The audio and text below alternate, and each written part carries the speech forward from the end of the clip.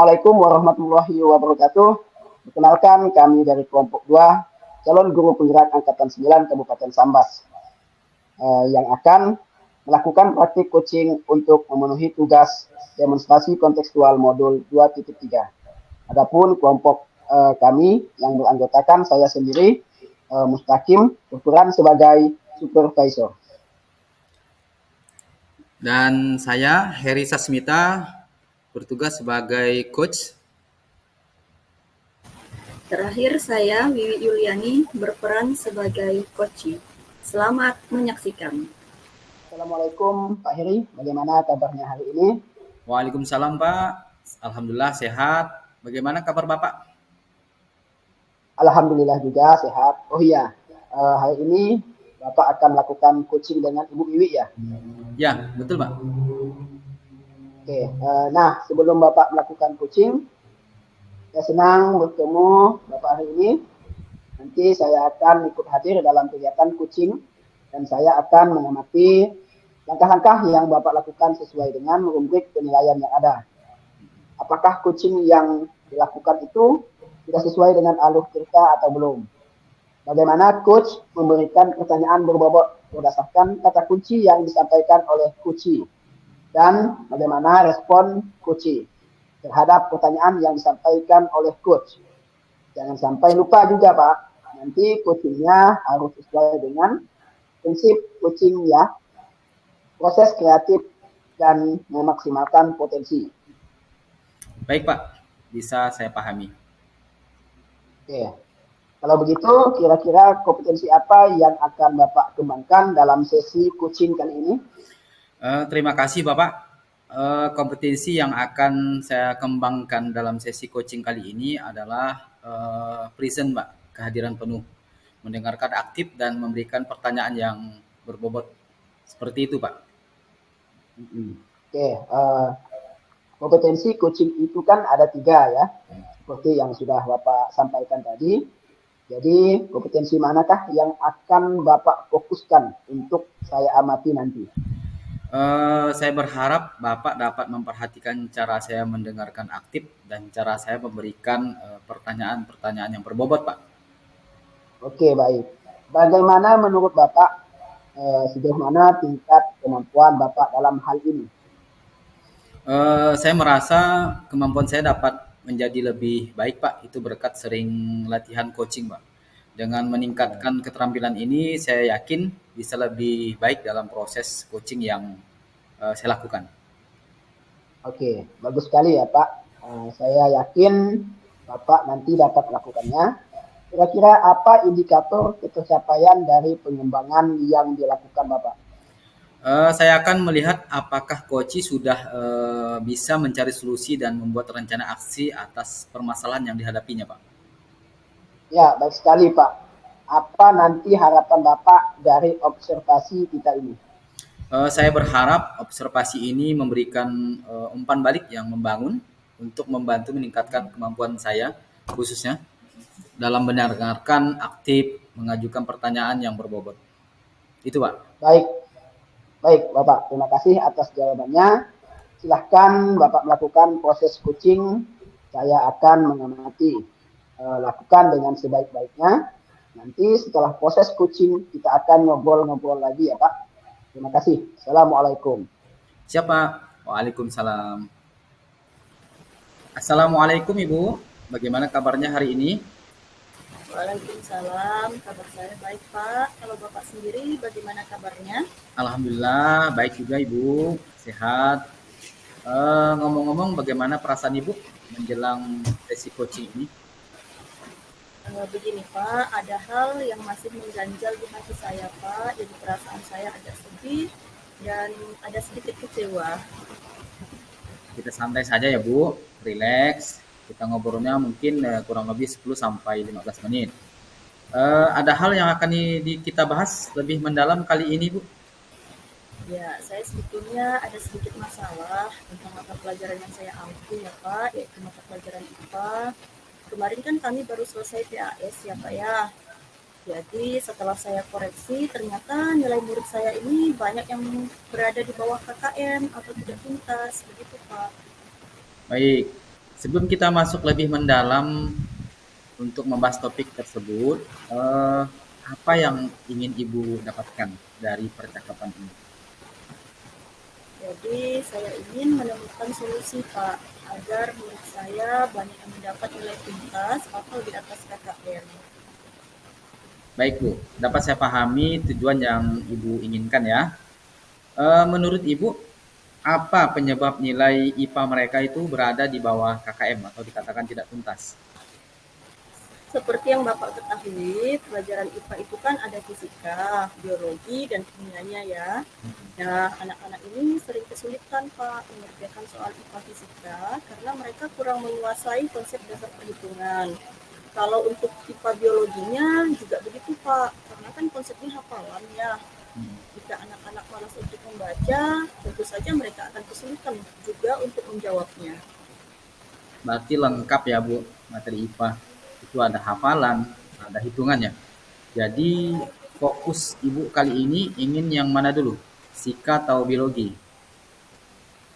Sepertinya biologi dulu kali Pak ya, karena fisika seperti yang saya sampaikan tadi berkaitan dengan hitungan, jadi murid pasti akan bisa mengerjakan soal-soal fisika atau soal-soal hitungan ketika mereka menguasai konsep dasar hitungannya terlebih dahulu. Baik, kita sepakat yang biologi ya. Kalau begitu, bagaimana cara Ibu menyampaikan materi selama ini? Saya sudah mencoba menggunakan media untuk menjelaskan materi Pak. Kalau boleh tahu, apa saja media yang sudah Ibu gunakan? Saya biasanya menggunakan video pembelajaran ya Pak ya, terutama untuk menjelaskan materi yang bersifat abstrak. Kebetulan di sekolah kami ini alat peraganya kurang lengkap Pak, jadi untuk torso saya tidak pernah menggunakannya. Jadi, Ibu sudah berupaya untuk memfasilitasi belajar murid ya. Kemudian bagaimana dengan sumber belajar yang digunakan? Nah, itu juga Pak, yang salah satu masalahnya. Kebetulan di sekolah kami ini tidak memperbolehkan murid untuk sehari-hari membawa HP, sehingga buku paket menjadi sumber belajar utama bagi mereka. Oke, bagaimana Ibu menghadapi situasi seperti ini? Nah, saya biasanya juga membuat PowerPoint Pak untuk menyampaikan materi agar menambah sedikit referensi lah begitu Pak ya bagi murid saya. Tapi ya itu juga kendalanya Pak. Saya tidak sering menggunakannya. Baik Bu, kalau saya boleh tahu bagaimana dengan metode atau model pembelajaran Ibu yang Ibu gunakan selama ini? Nah, jujur Pak, saya ini lebih sering mengajar secara klasikal ya. Metodenya juga lebih sering ceramah, walau sesekali juga saya menggunakan metode diskusi atau praktikum. Oke, berarti tergantung materi ya Bu ya metodenya. Ya, Pak. Dapat saya simpulkan lebih banyak metode ceramah ya. Jadi sekarang situasi seperti apa yang Ibu inginkan? Untuk sekarang saya inginnya murid saya menjadi lebih aktif dalam pembelajaran Pak. Jika mereka lebih aktif mencari, misalnya ketika mereka mau mencari terlebih dahulu materi yang akan disampaikan pada pertemuan berikutnya, misalnya Pak ya, maka harapannya mereka dapat merekonstruksi pemahaman mereka dulu. Nah, dengan begitu diharapkan ingatan mereka terhadap materi cukup lebih lama. Jadi setidaknya adalah sesuatu yang dapat mereka ingat begitu Pak. Oke, menurut Ibu dari harapan yang Ibu sampaikan tadi, apa yang bisa membuat itu terwujud, Bu? Saya akan menggunakan model pembelajaran yang dapat membuat murid saya menjadi aktif Pak. Saya juga merasa bahwa selama ini sepertinya ya Pak ya, saya belum memetakan kebutuhan belajar mereka. Jadi saya berencana untuk memfasilitasi gaya belajar mereka Pak. Apa rencana yang akan Ibu ambil untuk mewujudkan tujuan yang Ibu inginkan? Nah, seperti yang saya sampaikan tadi Pak, jadi saya akan memetakan kebutuhan murid, kemudian menggunakan model pembelajaran yang dapat membuat murid menjadi lebih aktif. Bisa Ibu jabarkan untuk lebih lanjut? Baik Pak, jadi pertama-tama saya akan memetakan kebutuhan murid. Itu kan bisa menurut gaya belajar, minat, atau kesiapan belajar mereka ya Pak ya. Nah, mungkin saja selama ini saya belum memenuhi kebutuhan belajar mereka, sehingga mereka kesulitan untuk memahami materi yang disampaikan. Mungkin saja saya selama ini terkesannya hanya apa ya, memenuhi kebutuhan untuk satu gaya belajar saja gitu Pak. Seperti yang saya sampaikan tadi kan menggunakan video pembelajaran. Mungkin saya hanya memfasilitasi untuk gaya belajar yang audio gitu kan. Nah, belum memfasilitasi gaya belajar yang lain. Kemudian nanti rencananya juga akan saya kombinasikan dengan model pembelajaran yang dapat membuat murid aktif. Entah misalnya menggunakan discovery learning, project based learning, kemudian juga rencananya akan saya gunakan pendekatan diferensiasi, Pak. Oke. Jadi Ibu berencana untuk menerapkan model pembelajaran yang terintegrasi dengan diferensiasi ya Bu ya. Eh, apa ukuran keberhasilan rencana aksi yang Ibu sampaikan tadi? Untuk ukuran keberhasilannya, karena kembali ke tujuan awal tadi, Pak. Jadi saya mengatakan ini berhasil jika murid saya mendapat nilai pengetahuan yang tuntas, Pak.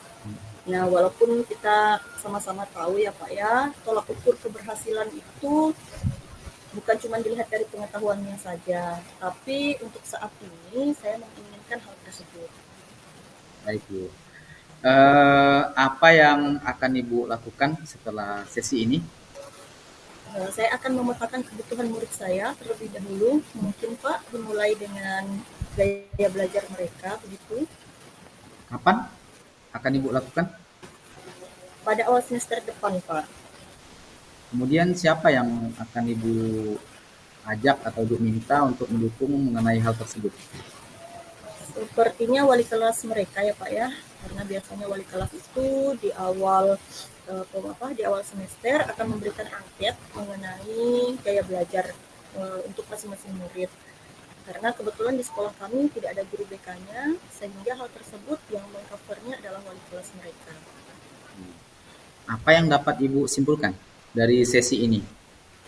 Ya, yang dapat saya simpulkan dari sesi ini bahwa untuk mengatasi permasalahan yang saya hadapi, yaitu nilai PAS IPA, murid saya banyak yang tidak tuntas, maka saya akan memulainya dengan memenuhi kebutuhan belajar mereka, kemudian menggunakan model dan metode belajar yang dapat membuat murid menjadi aktif, namun disesuaikan lagi dengan kebutuhan materi.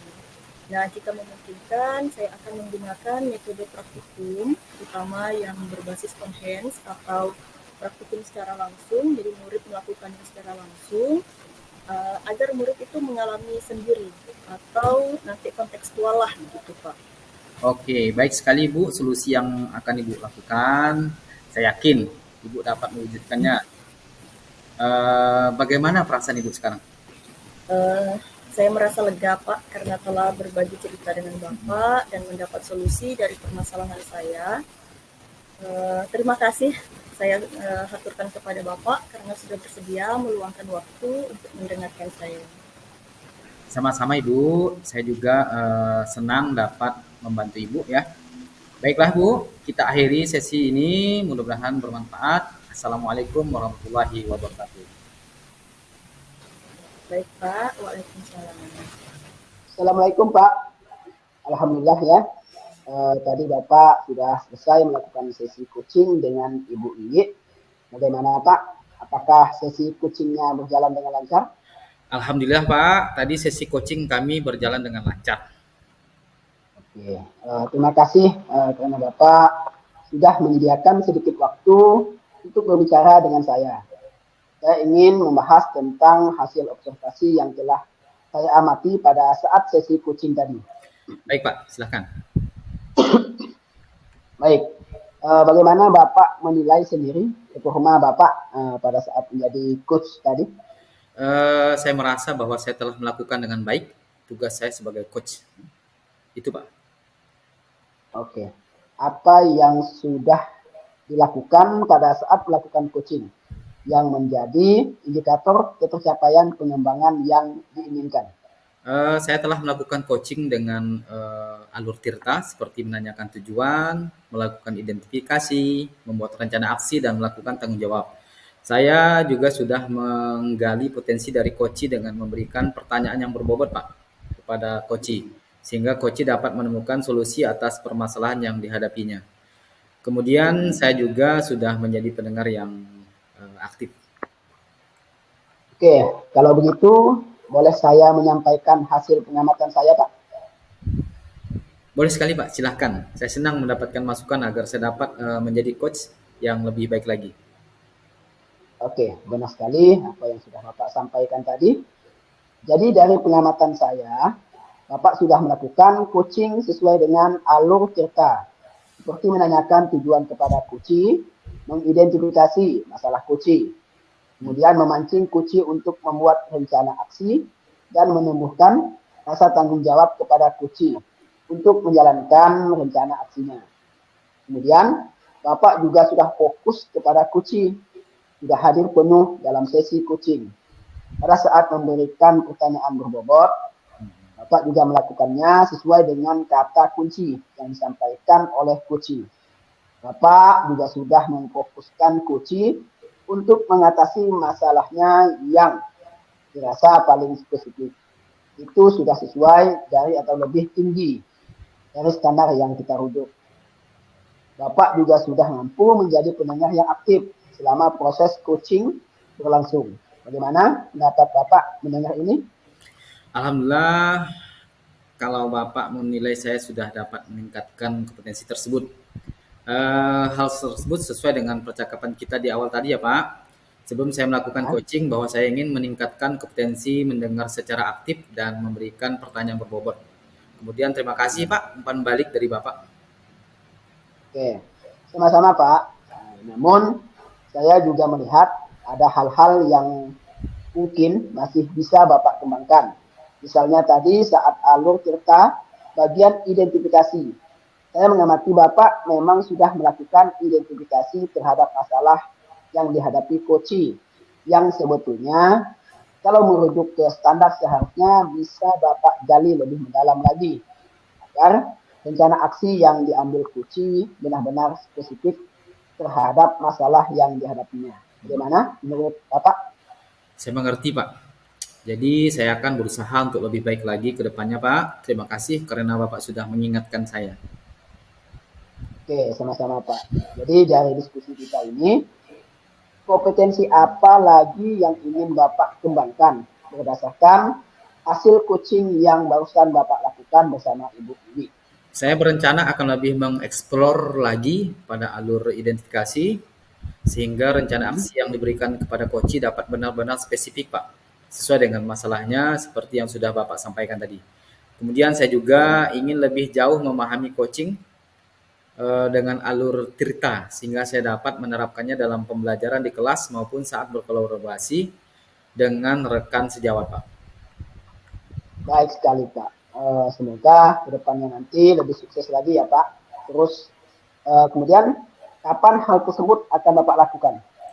Mungkin pada saat saya melakukan sesi coaching lagi, Pak, akan langsung saya terapkan. Kira-kira di mana Bapak akan melakukannya? Bisa melalui luring dan daring, Pak, tergantung dari kesepakatan dengan coach, Pak. Oke, kalau begitu siapa nanti yang dapat membantu Bapak untuk mengamatinya?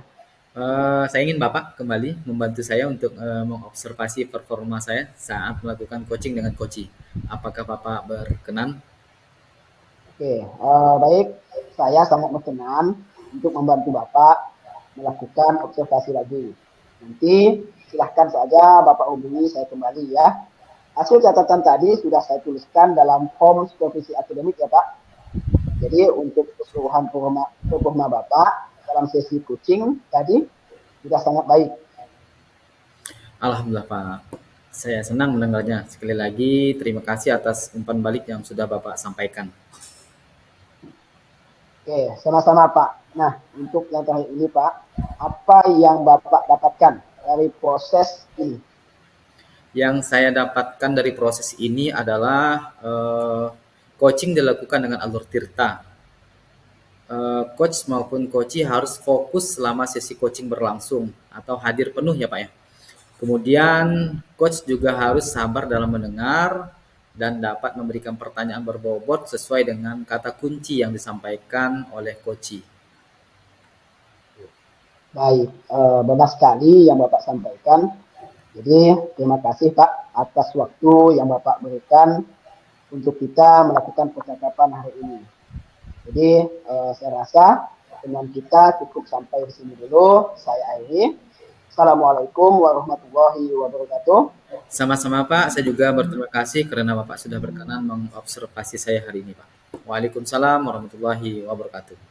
Demikian video praktik yang kami lakukan. Semoga bermanfaat. Bergerak, menggerakkan. Salam guru hebat.